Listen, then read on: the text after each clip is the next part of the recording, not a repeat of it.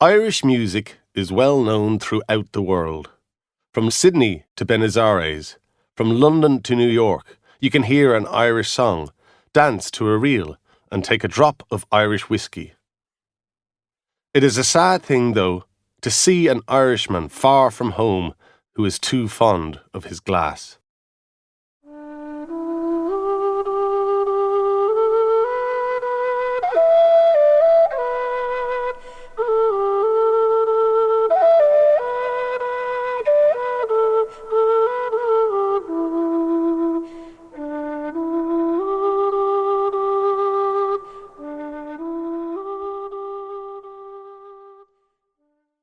My name is Michael Coleman, and they say I am the finest fiddler that ever lived. They say I put a twist to a tune. I add something to it that no one else can. I have never been sure of where the twist comes from. I play that way because it is the only way I know. I play because I have to. I do not know where it comes from or what it is going towards. My home is a small room in the South Bronx in New York, where the tall buildings shut out the sky. I don't understand the place at all. 2 of my nieces passed through the city last week on their way to look for work. We tried to talk about home, but I could not, nor about here either. I picked up the fiddle and played a couple of tunes. And then there was no distance between me and them or the Bronx or Killaville in Ireland where I was born. That's what I have been able to do all my life. I could talk to you forever and still say less than you'd hear from the first few seconds of a tune called Lord Mcdonald. It was a calm, bright summer evening. I got the fiddle back once again. I'd had to pawn it because I needed the money. Times were hard, as they have been for years. I remember the days when we musicians were paid a working man's weekly wage for half a morning in the recording studio. An Irish cop had hired me to play the fiddle at his daughter's birthday party. He had done well for himself since coming to the USA. Not only did he have money, he was also said to be honest. I spent the week before the party drinking to his honesty. A lot of money had been mentioned. It was a short walk to his house in good weather. As I went up the wide grey steps to the front door, there was an uneasy feeling in my stomach, the same anxious feeling I always have before I start to play. Some nights I sit up and play, and then I notice the sun has come up and is shining in the street outside. Then I find my face is wet with tears. Lord Mcdonald is the tune I play. I knocked at the cop's door, and a beautiful young woman in a blue dress opened it.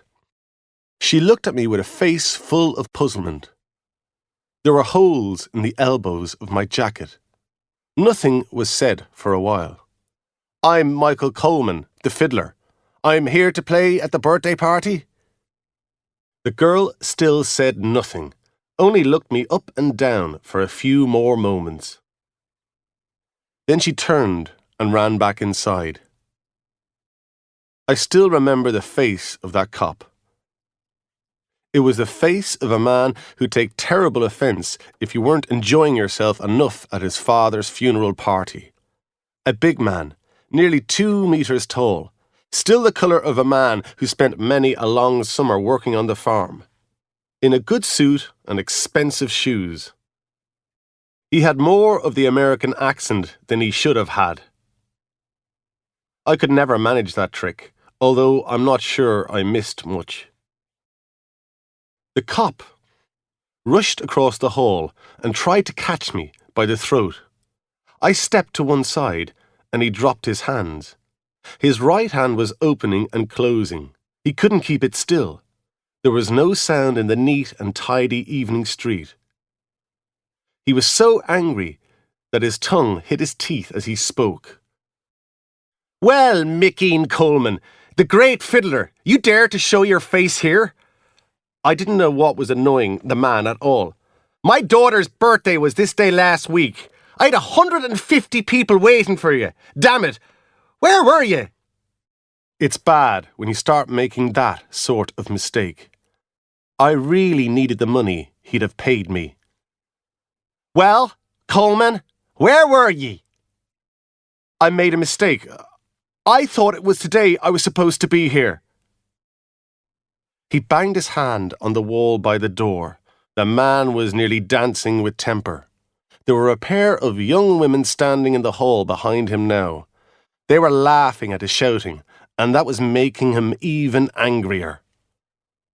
I'll tell you why you weren't here, Mickeen. It's because you were falling drunk around the South Bronx somewhere. I got plenty of warnings about you, but I didn't take them.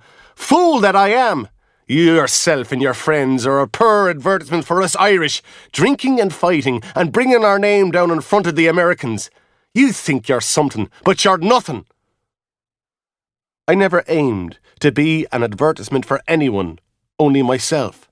You may all be famous, but did any of you ever do anything to give us a good name? Did you? Did ye? On about the second, did ye, he hit me in the chest with his right hand and sent me rolling down the steps. I was on my feet before I reached the bottom one. I was always able to land on my feet. I didn't say anything to the cop. I never even said goodbye. It was a grand evening. There wasn't enough wind to move grass. I just walked off with the fiddle under my arm, safe. It cost people a lot more than their fare for the ship when they came over here. Some of them lost all sense of who they were. The cop wasn't the worst of them. A lot of them wouldn't let you near enough their house to be able to throw you off their steps. They'd be ashamed in case someone caught them listening to old Irish tunes like the Sligo Maid or the Kerryman's Daughter. The same people even tried to destroy their accent, cutting bits off it like a man trying to give a block of wood a new shape. At one time there was always a place for us, a place for those who made others dance. Maybe people don't want to be reminded about what they came from. Because they're frightened, they haven't moved as far away from it as they think they have. The fiddle was pawned again, and I was in a bar, a quiet bar, drinking whiskey. I learned to drink at those dances where you'd accidentally break a string on your fiddle if they weren't refilling your glass quickly enough. I used to take my whiskey with friends and laughter then. Now, I like to drink alone. The drink only makes me feel okay these days. Still, in bad times, okay is good. The twist, that's what they say I have. What I put into a tune that the others can't. You can't try to put the twist into your playing. It has to be part of it. Some days I think I know what the twist is, but I can never catch it because it is inside me. It is what I am. The drinking, the way I could never stay in one place, the blackness I see in front of me some days, the dreams I have in the night, all there in my fiddle. Whatever it was that was wrong with me leaked out through my fingers, and they heard it as the twist. And sometimes I think I have nothing to do with it at all. When the first records were sold, 78s they were called, I saw men and women dancing and laughing and crying at the same time, at my playing. I'm a farmer's son from Killaville. How could it be me that did that? Maybe the fiddle wasn't the instrument at all.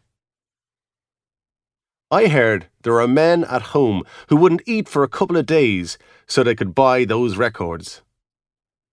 Men who knew me did that. We had come to America to record this Irish music to be sent back to Ireland for people there to buy, and yet we'll never see Ireland again. Things are wrong in this world, so they are. I was never too eager for work.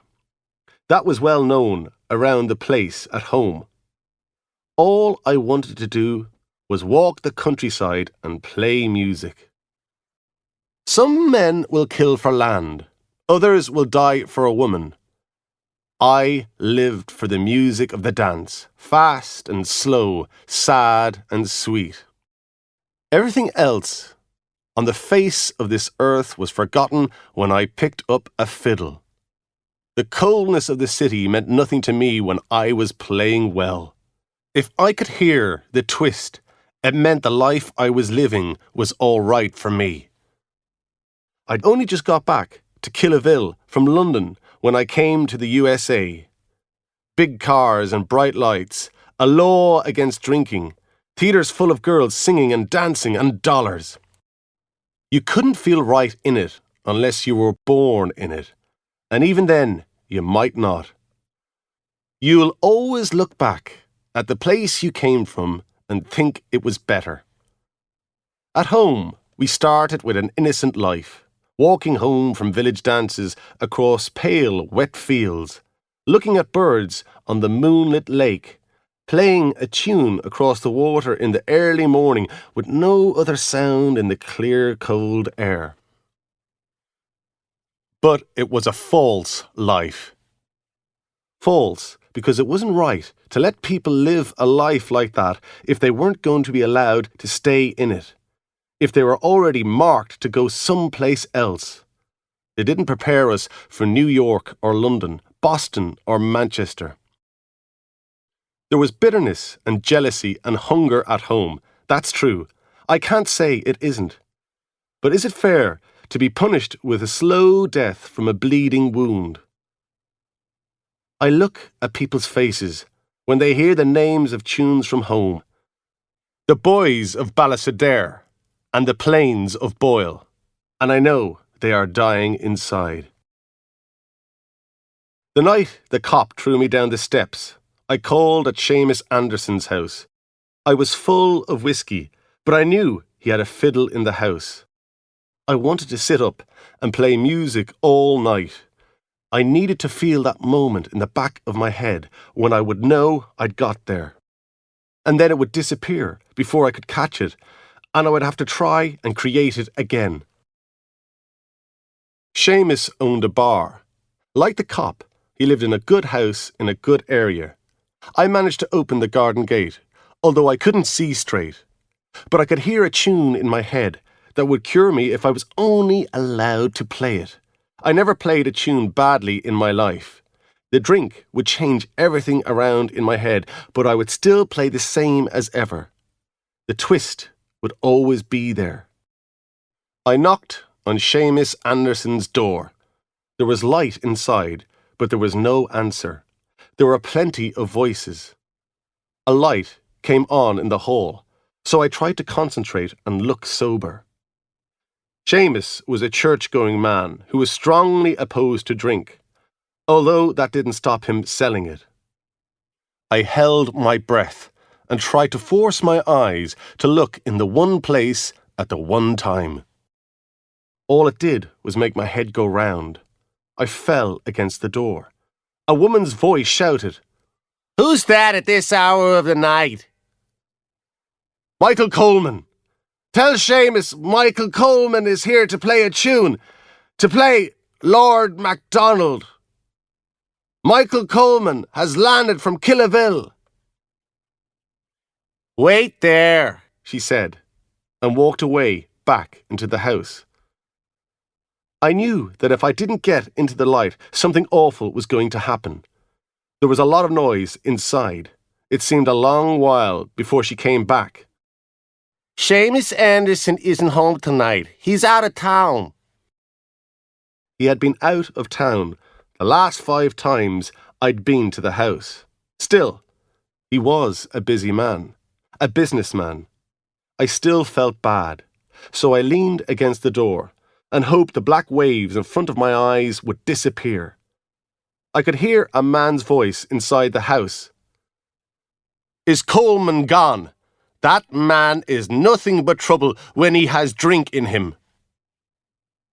The voice could have been Seamus Anderson's, but I was not certain.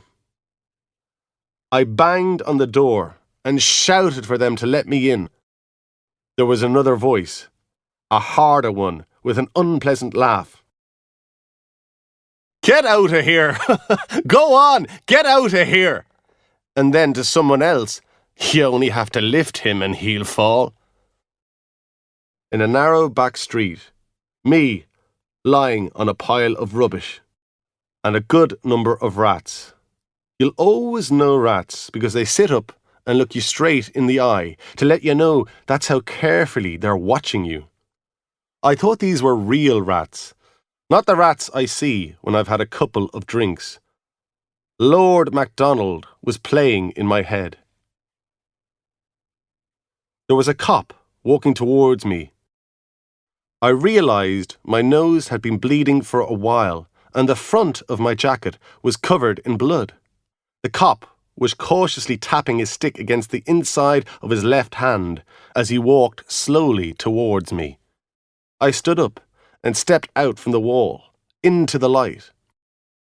"Officer, I was only taking a rest." They take drunks down to the police station and beat them unconscious, with sticks. Sometimes they kill them for the fun of it. "Christ, it's Michael Coleman. Michael Coleman, the great fiddle player.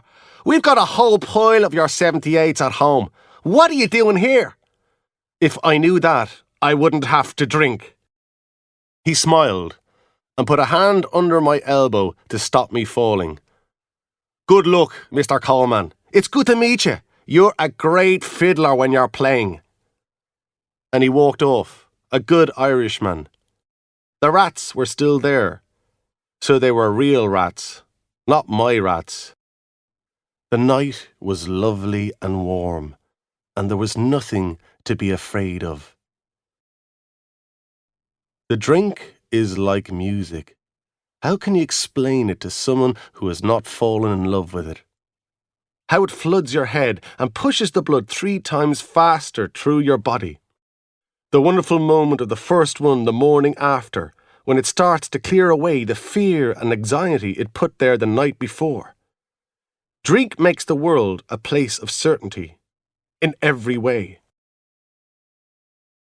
I remember the day I played Lord Mcdonald. I sat in a small recording studio in the South Bronx at midday. Played another tune for a couple of minutes and then it started. I played the whole of Lord Mcdonald just once and I could feel something running through me. Every second was like an hour, and the music was coming from a place so far back in myself that it was tearing me apart. I followed the music, chased the music, with colours going through my mind, and Killaville and my dead brother, and the man who taught me to play, and the end of all this, and the twist in myself, and green and brown. It was bringing me somewhere, and I finally got there. I walked away out from the studio when I finished, and 2 men from the record company came out into the street after me. One of them pulled a huge roll of dollars from a deep trouser pocket. "Here you are, Michael. A couple of $100 for a special performance. No one ever heard anything like that before." The sun was shining the way it does in New York in the summer. The rest of the musicians were sitting in the usual bar, talking about work and spending money. They didn't know then they'd never have that sort of money again. I tried to explain what had happened. My hand was shaking and the beer was spilling onto the floor. Sunshine was coming through the dark glass of the front window. Blue-coloured light with dust flying round in it. I had got there.